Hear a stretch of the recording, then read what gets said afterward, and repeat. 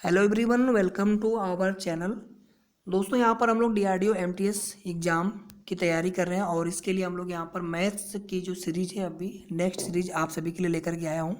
इसके पहले हमने रीजनिंग की प्रैक्टिस सेट्स और मैथ्स के प्रैक्टिस सेट्स हमने सॉल्व किए थे और हमारा एक मात्र only one target is that कि जितने भी लोग हमारा वीडियो देख रहे हैं, आप सभी लोगों का टीयर 1 क्लियर हो और साथ में आप लोग टीयर 2 में भी मेरिट में आ पाए, आपका फाइनल सिलेक्शन हो।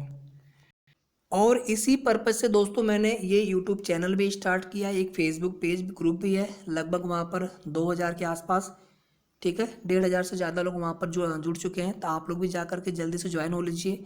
साथ में टेलीग्राम चैनल और व्हाट्सअप ग्रुप भी मैंने बना रखा है आप लोगों की डिमांड पर। बाकी आप लोग एग्ज़ाम डेट को लेकर के बिल्कुल भी परेशान मत होइए, जब ऑफिशियल सूचना आनी होगी आ जाएगी, ठीक है। आप लोग बिल्कुल प्रिपरेशन करते रहिए, हर डे को एग्ज़ाम डे मान करके कि मेरा नेक्स्ट एग्ज़ाम है, ऐसे आप मान करके ना तैयारी करते रहिए आप, ठीक है। तो यहाँ पर हम लोग स्टार्ट करते हैं पहले क्वेश्चन से। तो वीडियो को लाइक और शेयर करते रहिएगा, साथ में चैनल को जरूर सब्सक्राइब कर लेंगे जितने भी लोग देख रहे हैं सभी लोग। और वीडियो को आप लोग ज़्यादा से ज़्यादा फ्रेंड्स में शेयर कर दीजिए और बिल्कुल आप लोग प्रिपरेशन करते रहिए दोस्तों, ठीक है। और जनरल अवेयरनेस के लिए भी मैं अब जल्दी ही आपके लिए टेस्ट सीरीज लेकर के आऊँगा, या फिर जो भी क्वेश्चंस मिलेंगे ना आपके आने वाले एग्जाम्स के लिए मोस्ट प्रोबेबल क्वेश्चन। चलो स्टार्ट करते हैं। क्वेश्चन नंबर 36 तक हमारा हो गया था। बिल्कुल हम लोग इजी ट्रिक से कर रहे हैं, कोई भी ट्रिक आपको रटना नहीं, कोई भी फार्मूला आपको रटना नहीं, बिल्कुल इतना आसान मेथड आपको बता दूंगा कि बिल्कुल इस टाइप का कोई भी क्वेश्चन दोबारा आएगा तो आप बहुत इजीली कर सकते हैं। चलो यहाँ पर क्वेश्चन नंबर 37 से स्टार्ट करना है हमें। In a college, 1/5 of the girls and 1/8 of the boys took part in a social camp. The total number of students in the college took part in the camp is, यानी किसी college में 1/5 लड़कियों और 1/8 लड़कों ने एक सामाजिक शिविर में भाग लिया।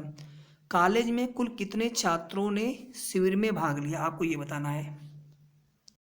यहाँ पर देखो ध्यान से आप सभी लोग, बहुत इजी क्वेश्चन है, ठीक है। 1/5 लड़कियों ने शिविर में भाग लिया है, इसका मतलब 4/5 लड़कियों ने भाग नहीं लिया होगा।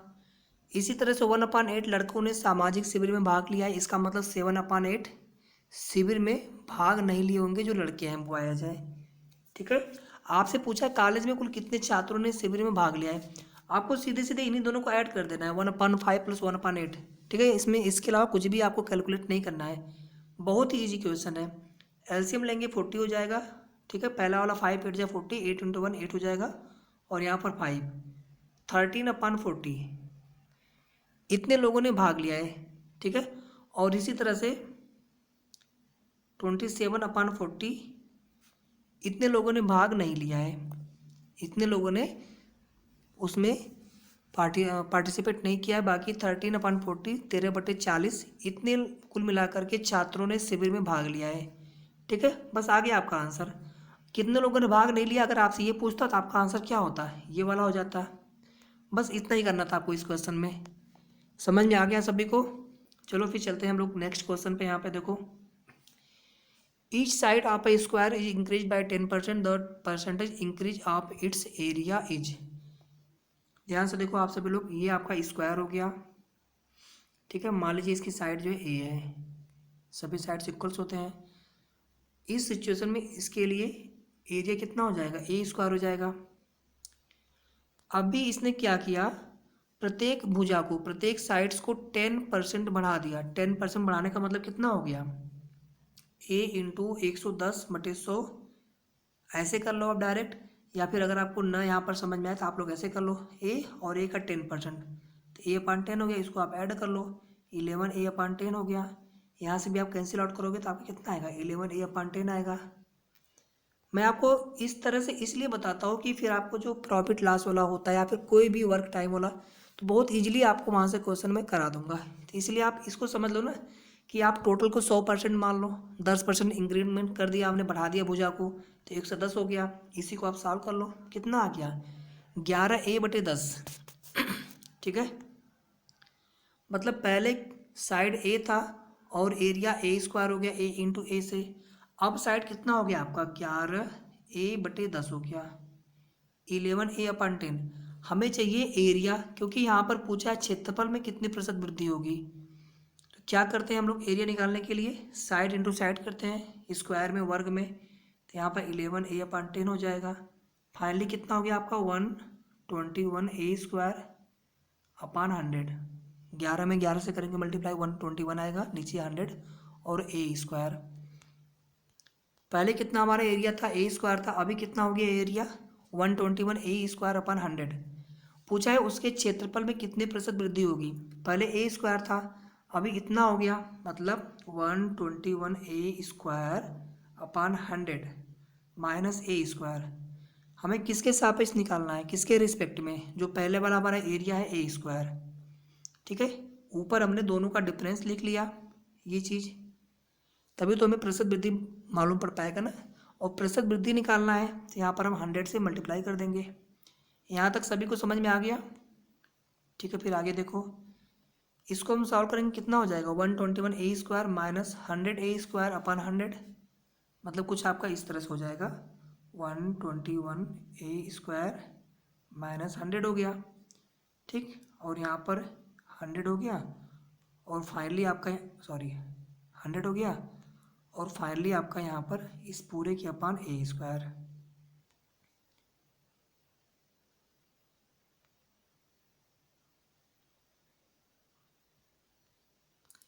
ठीक है, यहाँ तक सभी को क्लियर है। ऊपर देखो आप, कितना हो जाएगा ऊपर, सॉरी यहाँ पर मल्टीप्लाइड बाई 100 भी है ना, ये 100 छूट गया था, तो ये वाला 100 इस 100 से कैंसिल आउट हो जाएगा।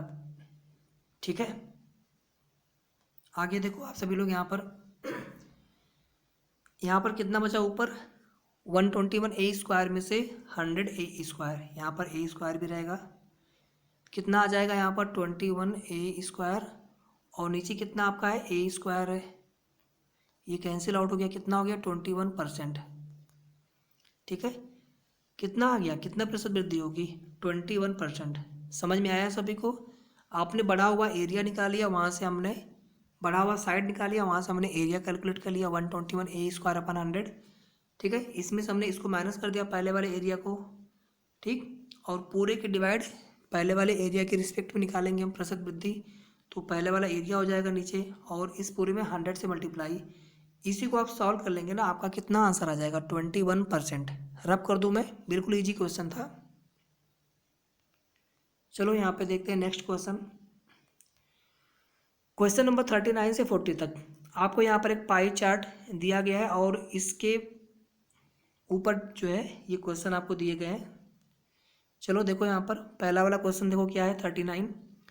यदि ए शीर्ष के अधीन मुद्रण पर रुपये 5000 व्यय किया गया है, तो शीर्ष बी और डी के अधीन खर्च की गई राशि का योग क्या होगा। बहुत इजी क्वेश्चन है, ध्यान से देखो आप सभी लोग। ए शीर्ष के अधीन 5000 रुपये, ए कितना यहाँ पर है पाई चार्ट में 20% है, और ये किसके बराबर है 5000 रुपये के बराबर है। आपसे पूछ रहा है बी और डी, थोड़ा सा मैं नीचे कर लेता हूँ, ये ऐसे, अभी ठीक है। आपसे पूछ रहा है बी और डी के अधीन खर्च की गई राशि का योग क्या होगा। तो ए के लिए कितना हो गया 5000 हो गया, बी और डी, आप यहीं पे बी और डी ऐड कर लो, आप कितना हो जाएगा 35%। ठीक है, ए मतलब हो गया आपका 20%, तो 20% आपका बराबर है 5000 रुपये के।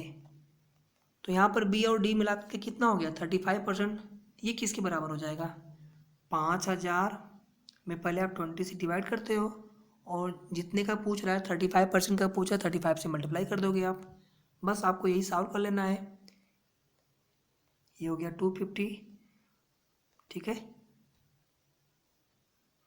250 में फिर आप 35 से मल्टीप्लाई कर दीजिए, कितना आ जाएगा ये, यहाँ पर 0 हो गया, यहाँ पर हो गया 25 का टेबल पढ़ लेते हैं, तो 25 25 125, 12 हो गया कैरी, और 25 तो यहाँ 75, 12 कैरी है।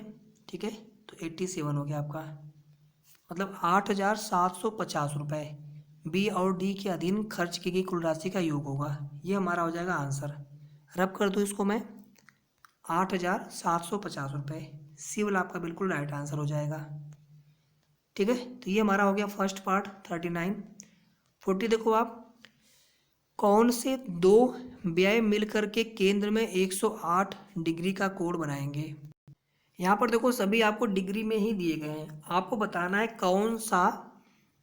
कौन से दो व्यय मिल करके केंद्र में 108 डिग्री का कोण बनाएंगे, ए एंड डी। देखो यहाँ पर ध्यान से ए और डी। ठीक है, ध्यान से देखो आप, बहुत ही इजी क्वेश्चन है। बेसिकली होता क्या है ना, जैसे ये आपका हो गया पाई चार्ट, ठीक, यहाँ पर ये परसेंट ऐसे दे रखा है वगैरह, ये सभी जो प्रतिशत होते हैं ना मिल करके 100 होता है, 100% के बराबर। लेकिन जो एंगल होता है, ये पूरा एंगल कितना हो जाएगा, 360 हो जाएगा। आया समझ में? वैल्यू आपको प्रतिशत में दिया गया है तो पूरा पाई चार्ट ही मिला करके 100% होगा, लेकिन एंगल में कितना होगा, 360 डिग्री होगा। हम यहाँ पर अगर पहला वाला अगर ऑप्शन चेक करते हैं ए एंड डी से, आप ध्यान से देखो यहाँ पर A and D, A and D, ये दोनों कितने कितने प्रतिशत हो रहे हैं, ध्यान से देखो आप, 30% हो गए। ठीक है, और टोटल कितना है, 100% है। 100 में ये 30% हो रहा है। अगर इसी को हमें डिग्री में कैलकुलेट करना हो, मतलब ये तो 100 में हो गया 30%, 100 किसके बराबर, 360 डिग्री के बराबर। अभी बताया हमने आपको, ये इस प्रतिशत में 100 होगा और डिग्री में 360 होगा, तो 100 बराबर 360 के।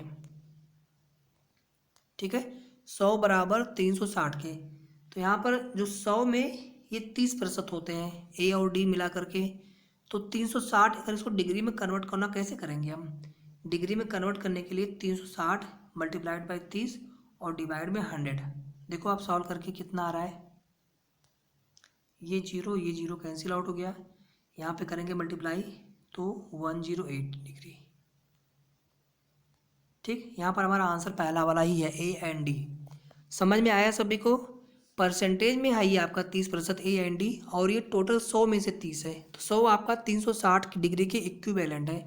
तो 100 में 30%, तो 360 डिग्री के सापेक्ष जब निकालना होगा, 30 डिग्री को हमें कन्वर्ट, 30% को कन्वर्ट करेंगे हम डिग्री में। ठीक है, तो क्या करेंगे हम, 360 में हमें चाहिए 30% डिग्री के फॉर्म में, तो डिग्री में हम 30% मल्टीप्लाई करेंगे और टोटल कितना है, 100% है, जो कि 360 के इक्विवेलेंट है। आया समझ में हम कैसे कैलकुलेशन कर रहे हैं? बहुत इजी कैलकुलेशन है। कोई भी डाउट हो आप लोग तुरंत कमेंट कर दीजिएगा। ठीक है, तो यहाँ पर हमारा 39 और 40 दोनों यहाँ पर सॉल्व हो गए। चलो अगला क्वेश्चन देखते हैं यहाँ पर। और two wheeler depreciates at 20% of its value every year if present value of the same be ₹90,000, its depreciated यानी मतलब घटा हुआ मूल्य would be ₹36,864 आफ्टर, कितने वर्ष बाद होगा, आपसे ये पूछ रहा है। मतलब एक जो है टू व्हीलर दोपहिया वाहन है, इसका जो है प्रतिवर्ष 20% मूल्य ह्रास हो जाता है। मतलब पहले 100 रहा होगा मूल्य, 100%, अगले साल 80% हो गया, फिर अगले साल 60% हो गया। ठीक है, तो ऐसे करके 20% जो है, सॉरी, पहले मूल्य आकर आपने 100 मान लिया, अगले साल 80 हो गया 80%, फिर 20% जो कम होगा ना, इस 80% से कम होगा, यहाँ से इसका 20% फिर कम कर देंगे आप। ठीक, कितना हो जाएगा, लगभग 16% आएगा, यानी कितना हो गया, 64% हो जाएगा तीसरे साल। चौथे साल फिर 20% कम हो जाएगा 64 का। ऐसे जो है हर साल जो है 20% मूल्य ह्रास हो रहा है। ठीक है, यहाँ तक सभी को समझ में आ गया? ठीक, मूल्य ह्रास को हम कैसे लिखते हैं, 20% हर साल घट रहा है ना, मतलब 100 में 20% घट गया तो कितना बचा, 80 बचा। ठीक है भैया, एक साल के लिए, ऐसे 2 साल के लिए कितना हो जाएगा मूल्य, इतना हो जाएगा, 3 साल के लिए फिर से आप 80/100 कर दीजिए। ठीक है, क्योंकि हर साल जो है ये 20% ये देखिए प्रतिशत में है ये वैल्यू बेसिकली। ठीक है, बिल्कुल आपको इसी ट्रिक से सॉल्व करना है, इसी ट्रिक से। बाकी आपका मन करे आप ये वाला फॉर्मूला यूज कर लीजिएगा, ए बराबर P1 - R/100, यहाँ पे समय n। ठीक है, घट करके कितना हुआ, 36,864 हो गया, बराबर पहले कितना था, 90,000 था। हर साल कितना घट रहा है, 20%, ये घट रहा है इसलिए आप हमारे साथ हमने ले लिया। आपको यह निकालना है। ठीक है, या तो आप ऐसे कर लीजिए, जैसे आपका मन करे, ऐसे कर ले हम लोग। ठीक है, ऐसे ही कर लेते हैं। ध्यान से देखो आप, 36,864 हो गया इक्वल टू 90,000। ठीक, और यहाँ पे कितना हो जाएगा, 1 - 20/100, यहाँ समय n। सॉरी, समय यहाँ पर हो गया n, 20 से करेंगे 5 हो जाएगा। और फाइनली इसको हम सॉल्व करेंगे ये वाला पार्ट, 1/5, तो 5 में से 1 गया 4, मतलब 4/5 हो जाएगा। इसको हम इधर लेके आ जाते हैं, तो 36,864 हो गया, और डिवाइड में कितना हो जाएगा 90,000। यहाँ पर कितना हो गया 4/5 n। एक चीज़ यहाँ से क्लियर है कि इसे हमें बनाना है 4 के पावर में, और इसे हमें बनाना है 5 की पावर में, और दोनों ही पावर जो है सेम होंगे, यानी इधर भी जो है 4/5 और उसके पावर में समथिंग आएगा, फिर हम कंपेयर कर लेंगे दोनों साइड से, तो हमें n की वैल्यू कैलकुलेट हो जाएगी। इसको हम लोग थोड़ा सा और सॉल्व कर लेते हैं, जो ये वाला पार्ट है डिवाइड करके। देखो अब 4 से डिवाइड हो रहा है, हो रहा है ये वाला, तो 4×9 = 36 हो गया, 4×2 = 8 और 16×4 = 64 होता है। नीचे वाला भी आप 4 से डिवाइड कर लो, 4×2 = 8 हो गया, 1 9 10, फिर 4×2 = 8, 4×5 = 20, इतना हो गया। ठीक है ना। आगे देखो आप 4 से और डिवाइड हो रहा है, फिर से वापस से हो रहा है फिर से। अब इसको छोड़ दो आप यहीं पे, इसको हम थोड़ा सॉल्व कर लेते हैं। और तो ये कितना हो जाएगा 4×2 = 8, 1 9, फिर यहाँ पर 4×5 = 20 और 4×4 = 16। ठीक, नीचे देखो आप 4 से डिवाइड करके, 4×5 = 20, 2 बचेगा 25, 4×6 = 24, 1 25, 4×2 = 8 और 2 10 और 4×5 = 20, इतना हो गया। ठीक है, अभी यहाँ पर कोई कॉमन है नंबर जिससे हम दोनों को डिवाइड कर सकते हैं, न्यूमरेटर डिनोमिनेटर, आंसर हर को नहीं मिल पा रहा है ना, कोई बात नहीं। आगे देखो आप, इसे हम क्या लिख सकते हैं, 4/5 के पावर में कितना हो जाएगा, देखो करके सभी लोग, मैं भी कर रहा हूँ आप सभी के साथ में।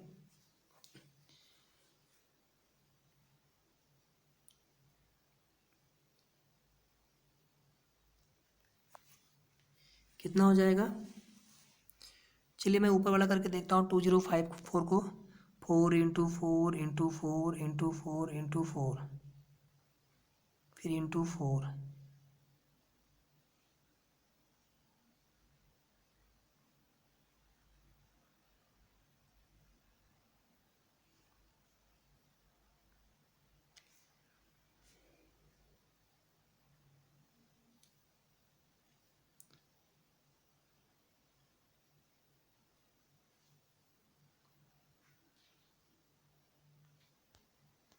यहाँ पर देखो फ्रेंड्स, थोड़ी सी यहाँ पर मिस्टेक हो गई थी करने में। ये हो गया था 36,864 और ये डिवाइड हो गया था 90,000, और यहाँ पर हो गया था 4/5, उसके पहले काम कर चुके हैं, टाइम यहाँ पर n हो गया था। यहाँ पर देखो आप, मैं इधर भी 16 से डिवाइड कर रहा हूँ इसमें, और इधर भी मैं 16 से डिवाइड कर रहा हूँ, 16 से 16 से। ठीक है, ऊपर आप करोगे 16 से डिवाइड, कितना हो जाएगा 2304 हो जाएगा, और नीचे आप करोगे 90,000 में 16 से डिवाइड, कितना आएगा 90,000 में 16 से डिवाइड, ये आपका आ जाएगा 5,625 इक्वल्स 4/5 n। अभी आप देखो करके नहीं, ये 4 की किसी पावर में नहीं आ रहा होगा, नीचे वाला भी नहीं आएगा, थोड़ा इसे और सिंप्लीफाई कर लेते हैं। अभी 3 से डिवाइड और हो जाएगा, 3 से, तो 3 से डिवाइड करने पर नीचे कितना आ रहा है 1875। ठीक है, 1875, और ऊपर कितना हो जाएगा, आप लोग भी डिवाइड करते रहिए, 768, 768। अभी देखो करके आप 3 से और डिवाइड हो जाएगा, ऊपर वाला हो जाएगा, नीचे वाला भी हो जाएगा। इसको मैं यहाँ पर भी छोड़ रहा हूँ, इसी को थोड़ा सा सॉल्व करते हैं, और जब तक ये डिवाइड हो रहा है तब तक आप डिवाइड करते रहिए। तो ऊपर कितना हो जाएगा 256, 3 से डिवाइड कर रहा हूँ मैं यहाँ पर, और नीचे कितना हो जाएगा 1875 को हम 3 से डिवाइड करेंगे तो ये हो जाएगा 625। ठीक, इसको हम क्या लिख सकते हैं,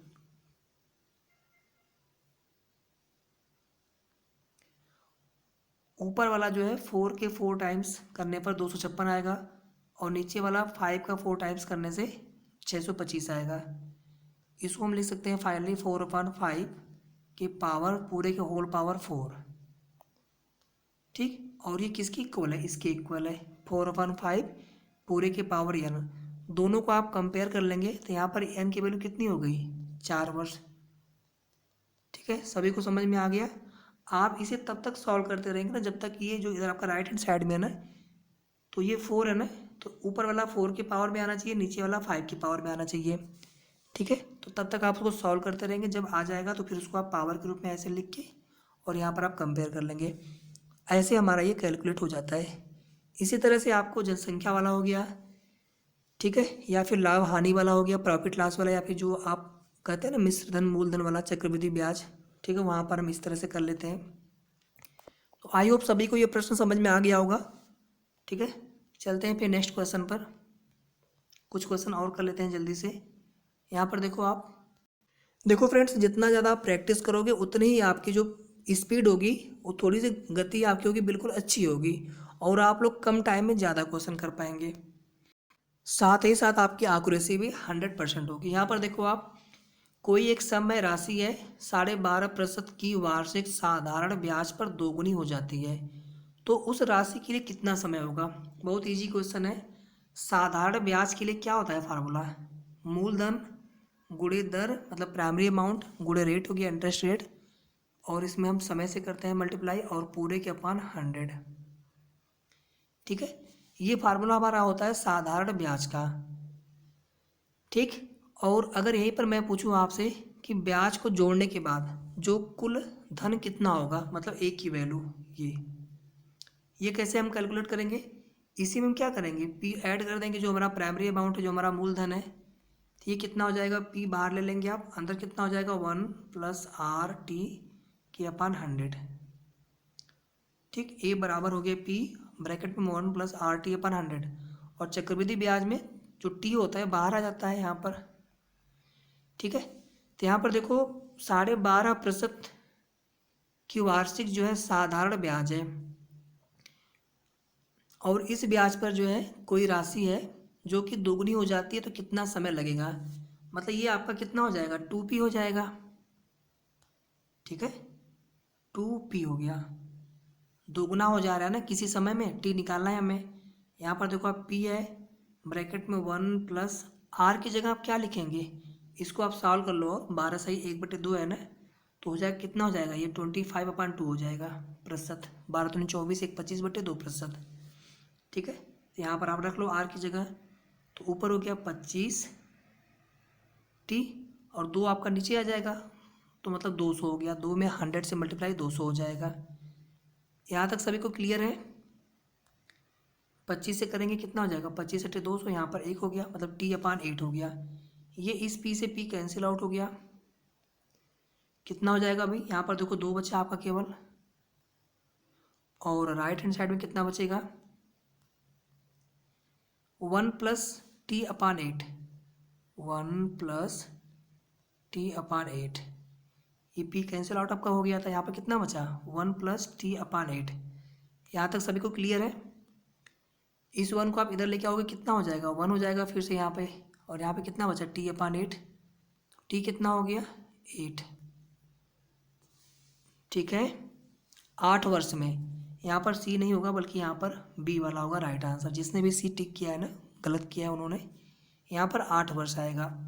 सभी को समझ में आ गया कैसे हमने ये वाला फार्मूला डिराइव किया। यहाँ पर साधारण जो ब्याज का फार्मूला इतना होता है, इसमें हम मूलधन ऐड कर देंगे तो हमारा ये हो जाएगा ए। ठीक है, मिश्र धन हो जाएगा, और यहाँ पर मिश्र धन दोगुना हो रहा है तो इसकी जगह हम 2p रख देंगे। बाकी हमने as it is formula put कर दिया यहाँ पर। ठीक है, ब्याज की जगह हमने 25/2 कर लिया उसको, और फाइनली यहाँ पर सॉल्व करने के बाद हमें टी कितना मिल गया, 8 वर्ष। आई होप सभी को प्रश्न समझ में आ गया होगा, क्वेश्चन रब कर दिया मैंने। चलते हैं अगले क्वेश्चन पे।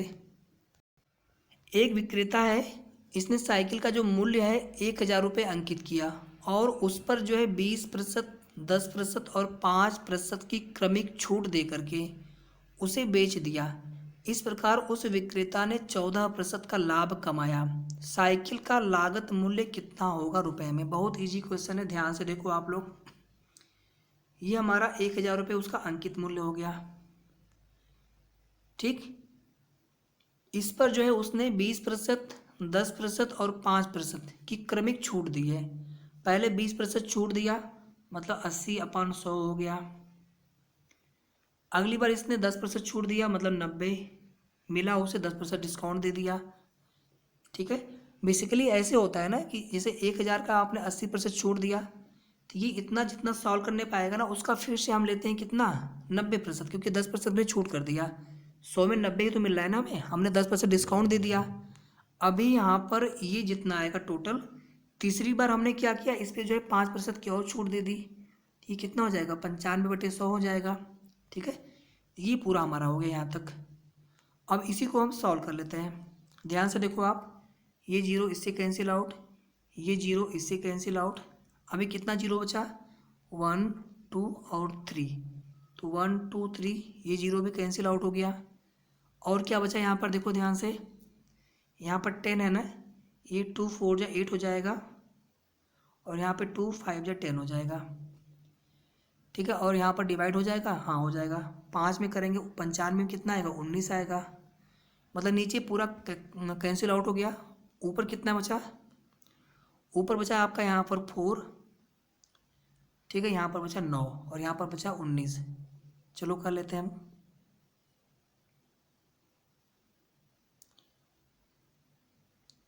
फोर बचा, यहाँ बचा 9 और यहाँ बचा 19।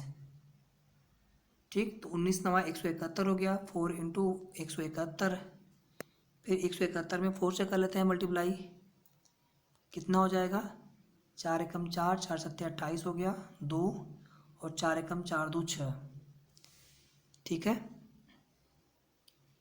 कितना आ गया, 684 रुपये, यानी 1000 रुपये अंकित मूल्य था, और 3 बार डिस्काउंट देने के बाद उसे कितने में बेचा है, टोटल जो विक्रेता है 684 रुपये में बेचा है, 684 रुपीज़ में। ये हमारा विक्रय मूल्य निकल गया, जितने मूल्य में उसने फाइनली बेचा है ग्राहक को। ठीक है, और इस मूल्य के पर बेचने पर उसको कितने का लाभ हुआ, 14% का लाभ हुआ। ठीक है, अब यहाँ पर हम लोग ट्रिक से करते हैं। 14% लाभ का मतलब हो गया सीधे सीधे 114%। ठीक है, 100% हमने क्रय मूल्य मान लिया, तो 14% लाभ हुआ ना, तो विक्रय मूल्य कितना हो जाएगा, 114%। और यह विक्रय मूल्य कैसे मिला है आपको, इस 1000 पर 3 बार डिस्काउंट देने के बाद। ठीक, तो 114% विक्रय मूल्य हो गया, और ये कितने रुपए में कितने होगा, 684 रुपये। यहीं से हम लोग निकाल लेंगे 100%। ठीक है, तो 100% पे कितना रुपया होगा, वही हमारा लागत मूल्य हो जाएगा। समझ में आया सभी को, 14% लाभ है ना, ये हमारा विक्रय मूल्य हो गया 114%। बेसिकली जो 14% है ना, इसको हम 100% मान लेते हैं क्रय मूल्य। 14% लाभ है ना, मतलब 100 के अलावा हमें 14% और मिला विक्रय मूल्य में बेचने पर, तो टोटल कितना हो गया विक्रय मूल्य, 114 हो गया। ये बराबर है 684 के। तो यहीं पर हम कैलकुलेट कर लेंगे कि 100% कितने रुपए के बराबर होगा, वही हमारा क्रय मूल्य हो जाएगा, क्योंकि हमने क्रय मूल्य को 100 मान रखा है। तो इसको मैं रब कर रहा हूँ, और 684 आप याद रखिएगा, 684 इतना रुपया, ये बराबर कितनी का हो गया, 114% के बराबर हो गया। तो हम यहाँ पर निकाल लेते हैं 100%, ये कितने रुपए के बराबर होगा। ठीक, तो क्या करेंगे हम लोग, 684 रुपया 114% के लिए हो गया, तो 1% के लिए कितना रुपया होगा, इसमें हम 114 से डिवाइड कर देंगे, और हमें निकालना है कितने प्रतिशत के लिए, 100% के लिए। ठीक है, मन करे आप प्रतिशत को आप 100/100 कर लो, 114/100 कर लो।